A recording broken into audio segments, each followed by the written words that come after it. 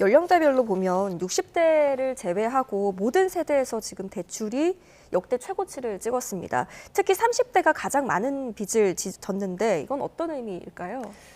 말씀하셨다시피 이거는 구조적 문제가 굉장히 크다고 보여지는데요. 2025년 3분기에 신규 취급액을 보게 되면은 30대가 2억 8,792만 원으로 가장 높습니다. 40대가 그 다음이고 이제 20대도 2억 2,700만 원이고 반면에 60대 이상은 1억 4,576만 원으로 낮은 편인데 이거는 이제 젊은 층이 굉장히 빚을 얻는데 과감해졌다라기보다는 주택 시장에 대한 진입 비용이 너무 크다. 네네. 그래서 생애 중기상 집이 필요한 30대랑 40대가 빚을 크게 져야지만 집을 살 수 있는 구조라는 뜻으로 보여지거든요. 특히 이제 30대가 이렇게 높다라는 거는 첫 집이든 아니면 갈아타기든 대출 없이는 불가능한 시장이다. 뭐 네. 이렇게 됐다는 신호고요. 이제 결국 주택 문제는 이런 가격만이 아니고 소득 대비 주거비, 그다음에 자산 격차 이런 것들이 이제 구조적으로 있는 이런 문제 있는 시장이다라고 봐야 될 것 같습니다. 이 30대들이랑 이야기를 보면은 그런 말을 많이 하더라고요. 오늘 집값이 제일 싼 것 같다. 이런 이야기를 하는 걸 봐서는 이런 흐름들이 이해가 되는데 문제는 이렇게 진 빚이 나중에 다 자신들의 부담으로 돌아오게 된다는 이런 점이 아닐까 싶어요. 소비라든지 출산이라든지 노후라든지 모든 분야에 영향을 미치게 될 것 같은데요. 그렇죠. 이게 보면 이제 30대랑 40대는 결과적으로 자녀 교육도 있고요. 그 다음에 이제 전세 불안, 예. 뭐 이런 것들의 요인이 굉장히 크잖아요. 그래서 이게 지금 뭐 당장 빚을 얻는 이유는 나중에 더 비싸지거나 대출이 막힐 수 있다라는 이제 불안이 결정적이었는데 그렇죠. 예. 말씀하셨다시피 이제 문제는 이후에 발생하는 거예요. 주담대가 커질수록 가계 가처분 소득이 이자랑 원리금 상환으로 이제 빨려 들어가게 되잖아요. 네. 그럼 결과적으로 소비가 줄게 되고 출산과 양육에 예. 필요한 비용 부담이 또 커지고 노후 준비는 못할 수밖에 없는 상황이 됩니다. 그래서 쉽게 말하면 주택이 자산이 될 수도 있지만 동시에 현금 흐름을 압박하는 고정비로 남아 있게 되게 되는 거죠. 그래서 예.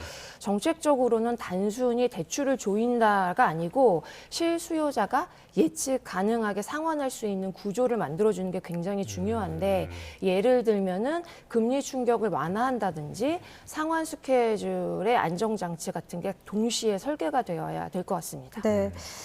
결국 지금의 영끌은 미래의 어떤 선택 그리고 소비를 미리 당겨 쓰는 모습이 될 것 같습니다. 또 지역별로 좀 살펴본다면 서울 쏠림 현상이 아주 심각한데 서울에서 집을 살 때 평균 대출이 3억 6천만 원에 달하는데 이건 어떻게 봐야 될까요?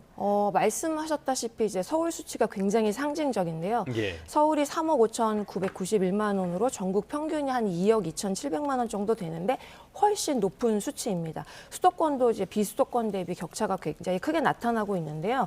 이게 곧 이제 주거 사다리가 아니고 지역 간 대출 사다리가 생겼다라고 보시면 될 것 같아요. 그래서 서울은 아시다시피 직장, 교육, 뭐 인프라가 매우 집중되어 있으니까 아무래도, 예. 지속적으로 수요가 생기잖아요. 근데 반대로 공급은 굉장히 제한적이란 말이죠. 그래서 결과적으로 집값이 높아지고 집값이 다시 대출 규모를 키우는 자기 강화 구조가 됐다 이렇게 보이고요. 예. 그래서 지금 서울 쏠림 현상이 단순한 부동산 문제가 아니다. 이게 인구, 일자리, 교육 이런 수도권 집중이 만든 경제 구조의 문제로 봐야 되고 대출 통계는 그 결과가 이제 금융시장으로 전이된 모습이다 이렇게 분석될 수 있습니다.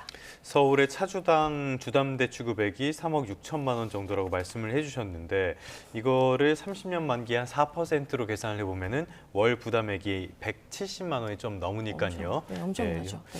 그런데 문제는 이런 상황을 더 부추기는 게 결국에는 공급 부족이라고 볼 수 있을 것 같습니다. 내년에 전국 아파트 입주 물량은 2022년 이후로 가장 적은 수준이라고 해요. 공급 절벽이 심해지는 것 같은데 어떻게 진단하고 계십니까? 네, 말씀하셨듯이 이제 직방에서 내려온 자료를 보면요. 2022년에는 25만 4,105가구였는데 그 2025년에 보면 23만 8,372가구. 예. 많이 줄었잖아요. 네. 그래서 2026년에는 17만 가구까지 내려간다고 합니다.